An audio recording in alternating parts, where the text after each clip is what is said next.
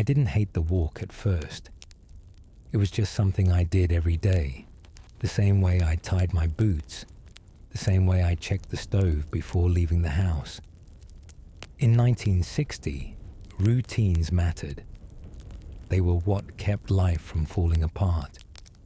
I lived in a village most people didn't bother naming unless they had to. It sat just beyond the town, pressed between open fields and a narrow strip of forest. The houses were low and worn, built by men who expected to repair them more than once. Roofs sagged slightly. Fences leaned. Nothing there was meant to last forever, only long enough. I worked in town, at a grain factory near the industrial edge. The work was heavy and repetitive, the kind that settled into your bones without asking permission. But it was steady, and that mattered more than comfort. I had a wife and 2 young children. They depended on that walk ending with me coming home every night. We didn't own a car. Very few people in the village did. Money went where it had to: food, coal, shoes for growing feet. Things were mended before they were replaced. You learned to stretch what you had, including yourself. Every morning before sunrise, and every night long after the town lamps dimmed, I walked. Most of the road was familiar.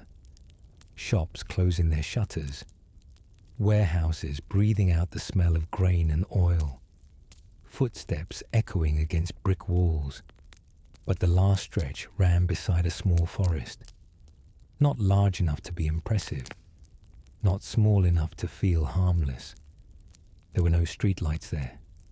Just dirt, gravel, and trees pressed tightly together. Even before anything happened, that part of the road felt like something you endured rather than crossed. The first night I saw him, I didn't think of ghosts. I thought of exhaustion. I had worked longer than usual. My legs ached. My thoughts felt distant. The forest was quiet, in a way that didn't feel natural, but I was too tired to question it. Then I smelled smoke. Not fresh smoke, but old smoke, the kind that lingers long after a fire has been forgotten. Just inside the tree line stood a man. He was bent forward slightly, one hand raised near his face, as if shielding himself. His clothes were dark and uneven, the kind worn by men who worked near heat, near danger. He didn't move. He didn't breathe. He didn't react to me at all. I stopped walking, and when I forced myself to pass where he stood, there was nothing there. No sound, no smell, no trace. The next morning, I told myself I had imagined it. Several nights passed without anything happening. I walked beside the forest and felt foolish for watching the trees so closely. The road stayed empty. The dark remained ordinary. Fear softened into embarrassment. Then, on the 5th night, it happened again. This time, it was a woman. She stood closer to the road, her back turned to me. Her hair hung loose, brushing her shoulders. She rocked gently, as if holding something in her arms. As I came closer, the rocking stopped. She never turned, and when I looked back, she was gone. That was when the fear settled in. Not sharp, not sudden, steady. The kind of fear that follows you quietly instead of chasing you. After that, the appearances became uncertain. 2 nights would pass with nothing. Then, on the 3rd, I would see someone. Sometimes it was a boy. He sat on a fallen log just beyond the path, his legs swinging slowly above the ground, never quite touching it. Other times, the forest stayed empty, and on those nights I found myself strangely alert, listening harder than necessary, as if waiting to be disappointed. Every evening, as I approached that stretch of road, the same thought returned. Will it be tonight? Over time, patterns emerged. The burned man only appeared after dry days, when the air felt brittle and the forest smelled faintly of dust. The woman never appeared on windy nights, only when the trees stood completely still, as if even the leaves were listening. The boy showed himself only on nights when the forest was silent, when even insects seemed to pause.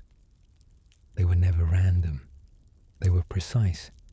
And once I understood that, something else became clear. They never changed places. It was late autumn when I noticed the ground itself. Near a bend in the road, the earth dipped unevenly. Stones lay scattered where they didn't belong. Wooden posts leaned at odd angles, worn smooth by time and weather. I pushed through the brush. Behind it lay a cemetery, small, old, forgotten. Many of the markers had no names. Some were nothing more than rough stones. Others bore dates so faint they could barely be read. There was no fence, no sign, just ground that had once been used and then abandoned. The boy became the one I dreaded seeing the most, not because he frightened me, but because he reminded me of what waited for me at home. He sat on the fallen log, his shoes scuffed at the toes, his coat too thin for the season. He never looked at me. He stared toward the road ahead, the direction I was walking, as if waiting for someone to come from that way. I thought of my children listening for my steps. I thought of how easily waiting could become permanent. Near where the boy always appeared, I noticed a marker barely rising from the ground. No name, no date. Too small for an adult. The woman appeared less often. She stood closer to the road than the others, her arms folded, as if they were used to holding weight that was no longer there. Her posture reminded me of my wife. Not her face, but the way responsibility shaped her body. At home, my wife was always listening, always carrying something unseen. Even when she rested, part of her attention never did. The woman faced the road, as if expecting someone to arrive from it. Near the cemetery, I found a marker that seemed meant for her, larger than the boy's, worn smooth by hands that may have brushed it in passing. No name, only absence. The burned man appeared the least. He stood near a blackened stump, his body angled forward, as if bracing against heat that no longer existed. His clothes clung stiffly, fused by time and damage. I imagined long shifts, extra hours taken without complaint, work done because refusal was not an option. Near him stood a cracked stone marker, heavy, unfinished. I began to understand what each of them had lost. The boy lost his future.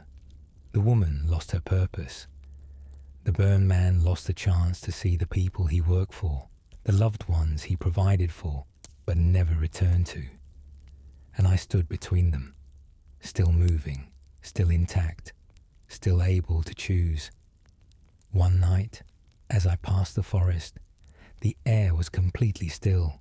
No wind, no insect, just the faintest hint of smoke, so distant I might have imagined it. A branch creaked softly behind me.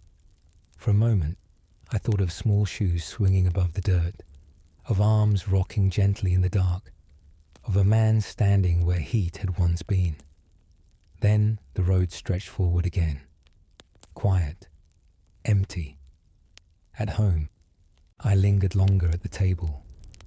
I kissed my children's heads more deliberately. I noticed the relief in my wife's face when I arrived. I understood how thin the line was, how easily a routine could end. I still walk that road, every night.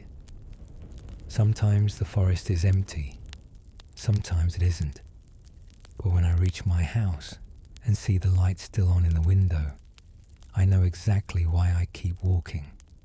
Because some people never finish the road, and because being able to come home is not something to take for granted.